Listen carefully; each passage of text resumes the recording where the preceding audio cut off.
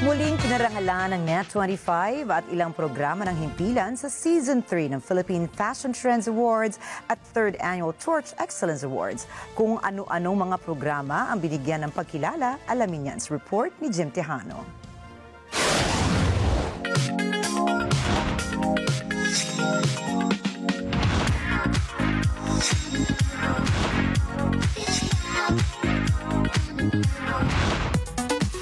Sa Season 3 ng Philippine Fashion Trends Awards Night, ginawaran ng pagkilala ang mga natatanging personalidad mula sa iba't ibang larangan na layong kilalanin ang husay at ambag ng mga ito sa lipunan.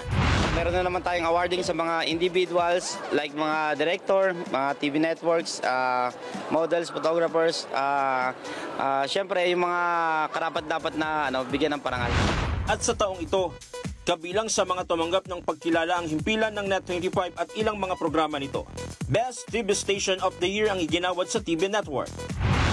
Multi-awarded News Broadcasting Show of the Year ang nakuha ng mata ng Aguila Primetime. Best Entertainment and Talk Show of the Year ang Kada Umaga. Outstanding Morning Informative News Program of the Year ang 100%, habang ang responde, mata ng mamamayan sa pangunguna ng action man at host na si Alex Santos. Back-to-back ang nasungkit na parangal nitong weekend.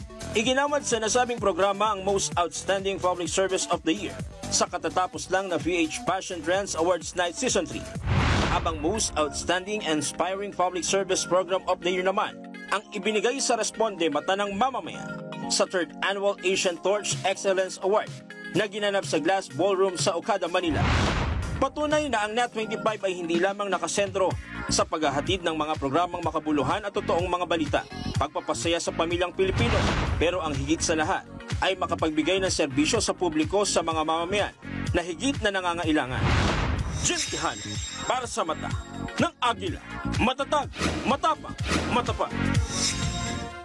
Maraming salamat sa inyong pagsubaybay sa Mata ng Agila Primetime. Para malaman ang matatag, matapang at matapat na mga balita, ay i-follow lamang at mag-subscribe sa @Net25 TV.